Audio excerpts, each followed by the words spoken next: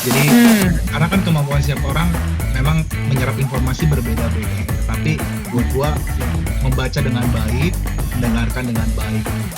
Kalau gue sih tipe-tipenya yang cuek ya. Kadang malah jatuhnya kalau misalnya dapat berita gitu ya. Jadi bingung ini perlu di-share gak ya atau enggak, udahlah daripada bingung sendiri gak usah aja gitu. Iya, sebenarnya kan karena informasi kan kebanyakan ya waktu lu percaya orangnya lu bakalan share aja karena lu pasti mungkin apa yang dia share pasti valid. Jadi kayak asal share aja hanya atas dasar ya udah gue percaya aja sih. Gue lagi pusing banget guys sebenarnya ini. Jadi ada satu orang curhat sama gue. Tapi sebenarnya yang gue bikin pusing itu bukan konfliknya yang bikin gue pusing, tapi gue lebih pusing ngelihat mukanya nih orang yang lagi curhat sama gue guys. Jadi gue nggak mau gue menderita sendirian. Tolong bantuin gue nih ya. Ini gue panggil nih orangnya sekarang ya. Ya, Mr. X silakan masuk ya. Waduh, bentukan Mr. X. Selamat malam. Selamat malam Bapak-bapak. Malam Pak. Malam Bapak Ibu. Iya. Malam. Malam. Apa kabar semuanya? Baik. Baik. Luar biasa. Aduh. Terima kasih kepada tim Kakak telah memberikan saya kesempatan Iya. di episode terbarunya. Iya. Jadi begini Bapak-bapak. Iya. Saya ada masalah. Iya. Lu suaranya harus dibikin yang kayak ini, tau gak yang disensor. Awalnya sih seneng-seneng aja. Jadi akhir-akhir ini dengan merebaknya virus corona, Gimana? saya Borak merasa selaku Pak. Awalnya saya coba satu foto. Tapi ternyata enak. saya jadi pakai lagi. Cerita apa nih Pak? Kayaknya bebannya berat sampai rambutnya hilang semua gitu. Kenapa? Iya, ada jangan ngejek saya nanti. Ada apa Pak? Jelek banget Jadi sumpah. gini, Ya, kenapa? dengan merebaknya virus corona akhir-akhir saya merasa saya mendapatkan begitu banyak hoax, terutama dari grup WA keluarga. Tuh saudara-saudara juga sepertinya merasakan hal yang sama. Pak, bentar, saya mau tanya. Keluarga Bapak mirip kayak Bapak semua bentuknya. Betul Pak, betul. Oh, gitu semua ya? Iya betul, iya botak nggak ada bentuknya. Bapak Iya, jadi dari tengah, Pak. kebetulan jempol kaki Pak. Oh, jempol kaki. Oh, jempol kaki. Pikiran Jempol saya kakinya langsing ya baik. Pak. Oh, Iya gimana? Gimana? lanjut terus gimana Pak? Keluarga. Iya jadi dengan Bapak punya anak. Aduh. Sebentar ya, saya selesaikan cerita saya dulu. Cerita dulu ya. Saya mau curhat nih, jadi Coba, jadi Mr. X silakan cerita dulu. Oke, ya silakan Iya, cerita jadi dulu. gini, dengan banyaknya informasi yang masuk ke dalam grup WA, banyak informasi yang tidak bisa tersaring. Jadi semua orang tuh banyak langsung sharing aja gitu, forward dari teman-teman alumni TK gitu kan, ya langsung di-share aja. Saya kan nggak tahu itu valid atau enggak. Enggak ngaku. Oke, jadi Anda merasa jadi korban. Memangnya apa sih yang berdampak sama hidupnya Bapak X ini? Kenapa gara-gara WhatsApp keluarga ini yang sering sharing hoax ini Bapak jadi pusing banget gitu? Emang apa yang sampai membuat Bapak pusing, berita kayak gimana, Pak? Iya, jadi kan saya butuh informasi yang tepat. Kan kalau misalnya terlalu banyak informasi share, sumbernya tidak jelas, saya harus baca semuanya, jadi saya nggak tahu yang mana yang valid. Kemudian ada yang bilang virus corona itu bisa disembuhkan dengan memakan bawang. Itu kan saya rasa kurang valid. Saya kan kentang, saya nggak bisa makan bawang. Saya juga bodoh nih Pak itu. Saya aja baru dengar Pak itu Pak. Jadi makanya saya tuh resah sebagai kentang dan sebagai jempol ya. Oke, jadi gitu berarti ya. Bapak saudara-saudara. pusing banget sama hoax ini ya Pak ya, yang di WhatsApp-nya, WhatsApp keluarga Bapak. Tapi di antara teman-teman Takapa pernah nggak sih ngalamin hal yang sama juga, lu kayak capek banget setiap informasi, banyak banget nih informasinya sampai kadang mungkin jadi bawaannya down atau mungkin bawaannya ini kayaknya informasi penting, bahkan lo jadi kayak share itu juga ke orang lain. Lo pernah gak sih teman-teman Takapa? Pernah. Nggak pernah sih. Nggak pernah penyebar hoax. Oh kalau penyebar Iya. nggak pernah cuy. Ada yang pernah Kalau gue sih lebih tipe-tipenya yang cuek ya. Kadang malah jatuhnya kalau misalnya dapat berita gitu ya. Jadi bingung, ini perlu di-share nggak ya atau enggak? Udahlah, daripada bingung sendiri, gak usah aja gitu. Karena itu kan takutnya bikin bingung Bapak X gitu. Betul. Kan? Anda, Kayak Anda udah sebagai, kasih aja gitu. iya, Anda nggak mau jadi presiden aja, Bu. Jadi presiden. Bisa aja Pak. Rebecca, Jangan. Imelda for the next president. Asik. Gila, how about that? Ini by the way, bapaknya kayak gini terus sampai akhir. Dia gue yang ngomong mulu gak enak. Bapak Udah tuh apa-apa udah jadi suka cita ya gini Pak ya, aja. dari tadi senyum mulu gigi gitu.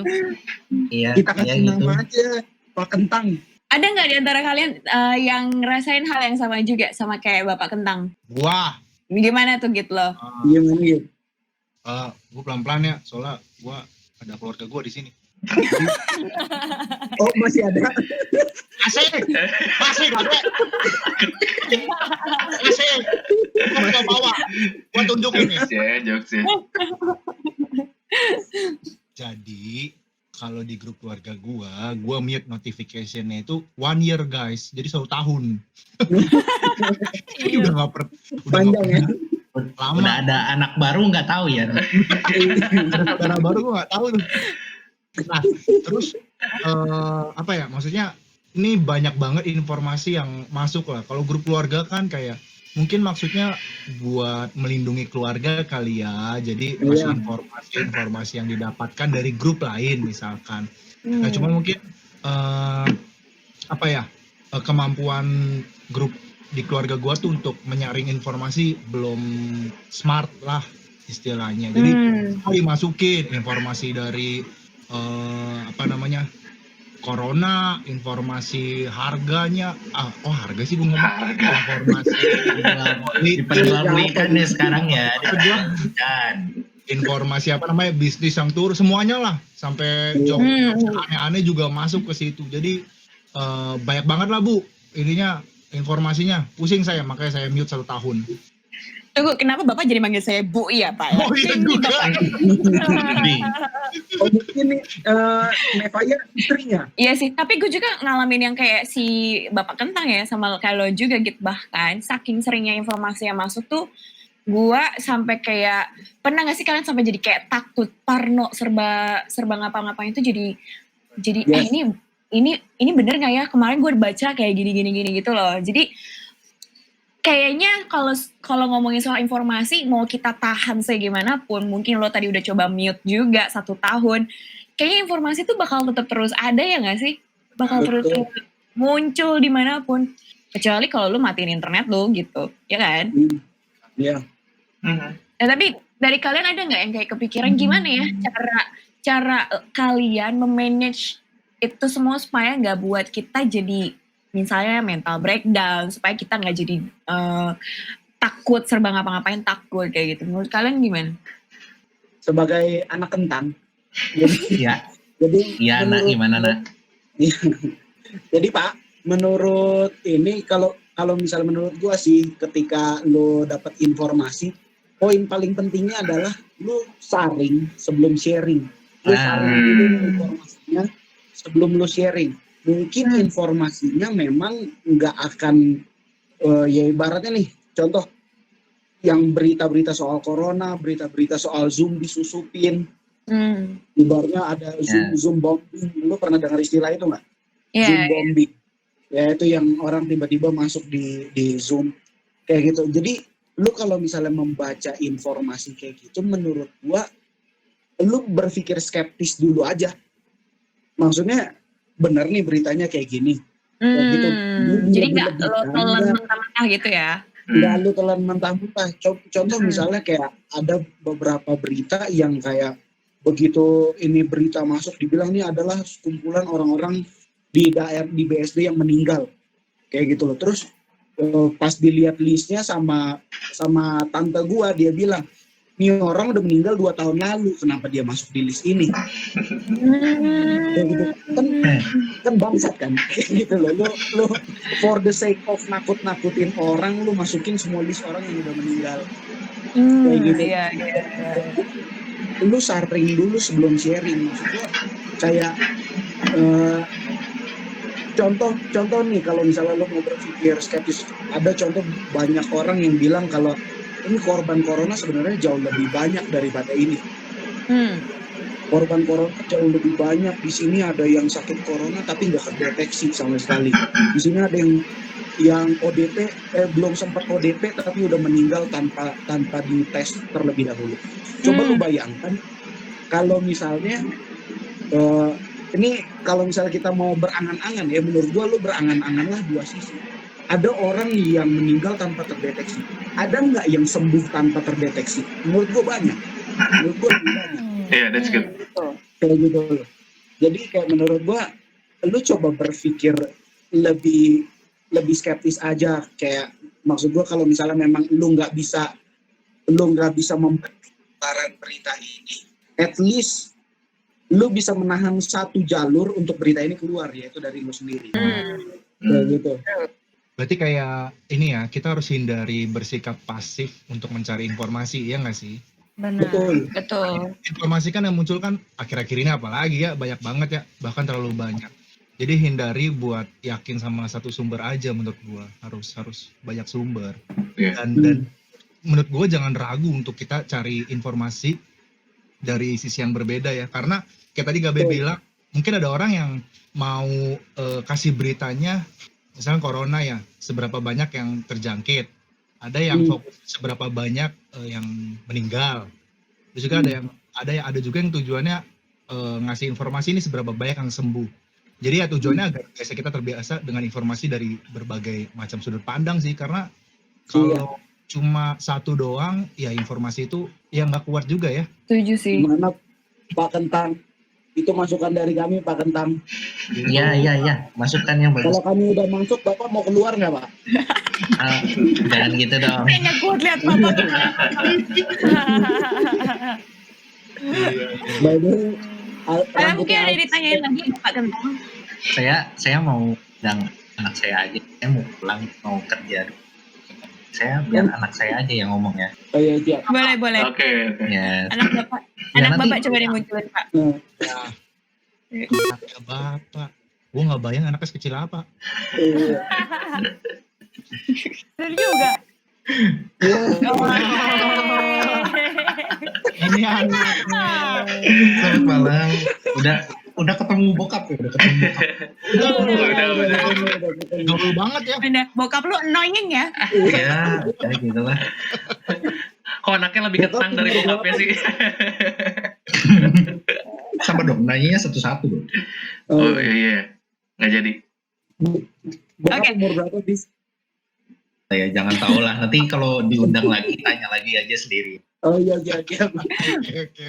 Iya. Yuk lanjut ya. Oke, Fis, tapi gue mau nanya, emang di keluarga lo se-urgent itu ya? Maksudnya apakah mungkin sama aja kayak tadi kayak keluarganya Gideon, masih kemampuan untuk menyaring informasinya masih kurang kayak gitu? Iya, sebenarnya kan karena informasi kan kebanyakan ya waktu lu percaya orangnya lu bakalan share-share aja. Karena lu pasti berpikir apa yang dia share pasti valid. Nah, jadi kayak asal share aja hanya atas dasar ya udah gue percaya aja sih. Iya. Tapi kita harus prevent juga sih. Sometimes kita tuh kayak mungkin gak hanya terjadi di nyokap bokap kita ya. Kadang kita tuh menelan mentah-mentah informasi yang ada berdasarkan hubungan kita sama seseorang gitu loh. Misalnya kalau udah deket banget hubungannya sama seseorang, kita tuh jadi kayak terima semua apa yang dia omongin dan itu kita anggap sebagai sebuah kebenaran. Yang menurut gue kadang tuh harus disaring lagi gitu loh. Misalnya kalian deket, kita semua deket, tapi kan nggak mungkin tapi kan kita harus belajar untuk berusaha untuk menyaring setiap informasi yang ada di sini semua, kayak gitu. Kalau dari kalian mungkin ada kayak harapannya sih sebenarnya ke depannya pengennya kayak gimana sih? untuk supaya orang-orang bisa menyaring informasi? Kalau gue ya dari grup WhatsApp sendiri ya, hari ini gue lagi belajar banget buat fokus membaca si berita yang disampaikan dan fokus untuk mencari berita. Maksudnya dari berita yang disampaikan tuh untuk cari lagi sumber yang lain sih. Jadi nggak cuma percaya sama satu sumber. Nah kalau fokus membaca nih kayak banyak kan kejadian-kejadian orang share di grup grup WhatsApp, terus informasinya itu cuma baca bagian atasnya doang atau misalkan Headline doang.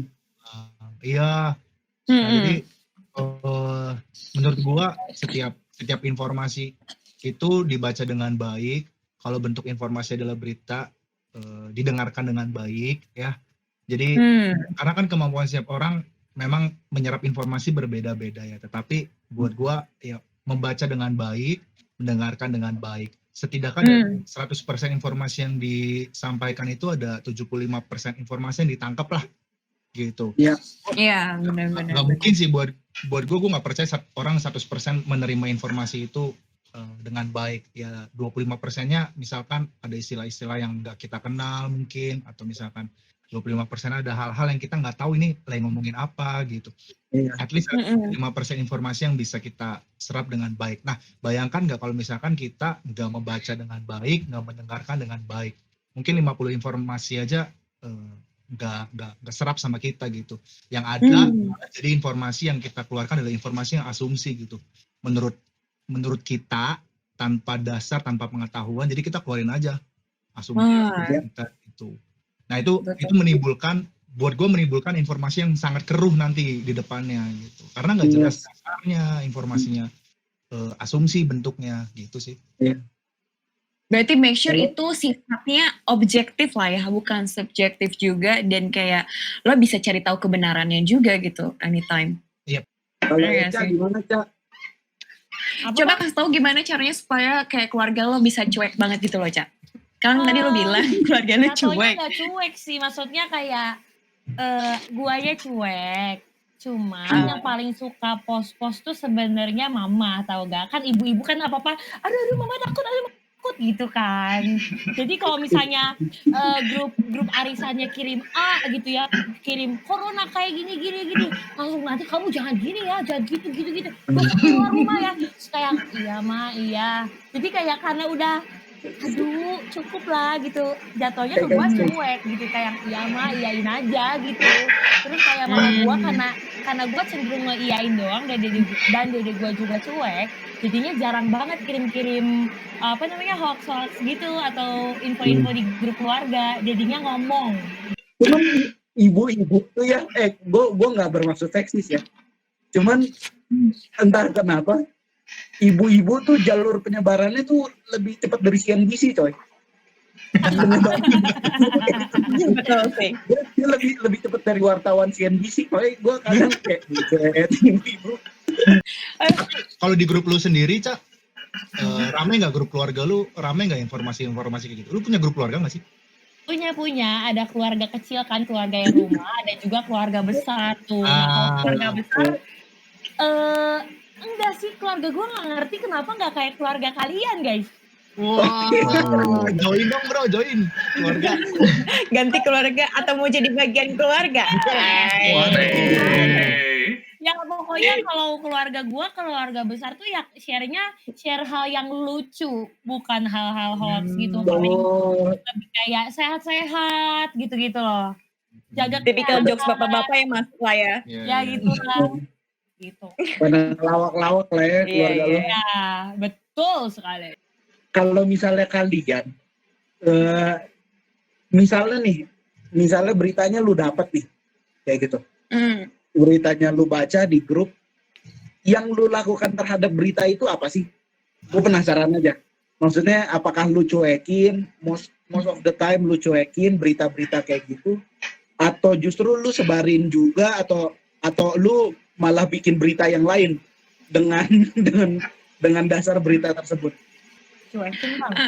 Kalau dari gue, kadang gue tuh kayak ngecek dulu tuh, misalnya tuh beritanya yang menarik perhatian dulu lah ya. Kalau misalnya beritanya kayak something yang menarik menurut gue dan gak relate sama gue sih bakal cuekin aja. Tapi kalau misalnya dia berhubungan pelihara ayam gitu Kenapa? misalnya. Mark Zuckerberg pelihara ayam itu kan gak penting tuh. Itu Iya, itu kan kayak gak relate ya sama hidup gue. Gue kan gak melihara ayam, gue kan meliharanya anjing-anjing ya kan kayak gitu. Nah tapi kalau gue lebih kayak ngecek dulu tuh mana dulu yang relate sama kehidupan gue. Terus kalau ternyata relate, misalnya contoh corona nih, kan kita semua relate sama itu. Nah gue sih bakal kayak lihat dulu si narasumbernya ada gak nih, atau cuman kayak sepintas paragraf-paragraf doang kayak gitu kan. Kadang ada beberapa orang kayak paragraf tapi gak ada narasumber. Nah kalau misalnya gak ada narasumber sih bakal gue cuekin. Terus tapi kadang gue negur orangnya juga. Contoh nyokap gue, kalau gue mungkin gak bisa secuek itu sih kayak Eca kadang, karena gue juga gak mau nyokap gue kayak atau siapapun teman-teman gue jadi pribadi yang kayak telan informasi mentah-mentah. Sampai tuh gue tanya balik, ini emang dari mana? Terus ini kayak di mana? Jadi gue tanya, gue tuh lebih kayak, emang lo dapet ini informasi dari siapa? Udah nanya sama orangnya langsung. Lo yakin sama keyakinan lo yang lo share ini ke gue kayak gitu kan? mantap. Interogasi langsung. Tapi setelah itu gue sih bakal kayak, kalau misalnya ternyata mereka sendiri nggak bisa jawab itu fakta atau enggak, ya udah cuekin kayak gitu. Kadang gue agak lebih galak sih kalau sama teman-teman deket ya atau sama keluarga. Iya. Cuman menurut gue itu sikap yang baik, Fe.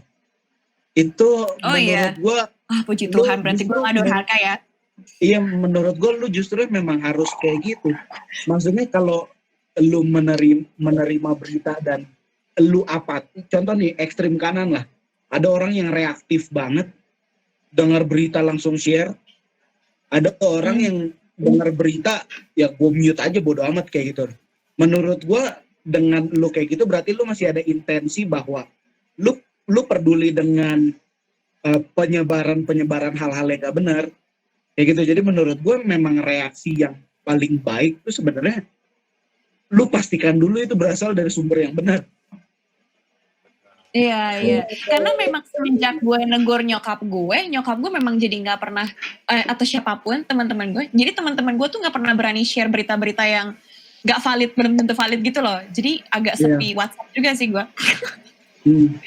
Akhirnya temen lu cuma kita doang kan sekarang. Terus teman-teman yang lain Mengerti.